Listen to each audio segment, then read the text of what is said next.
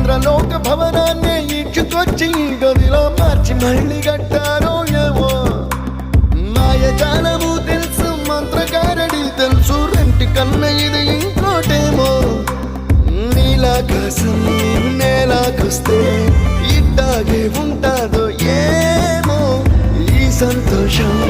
దాచాలంటే హృదయాలు ఓ వంద కావాలేమో ఇంతందంగా ఉంటుందా ఈ లోకం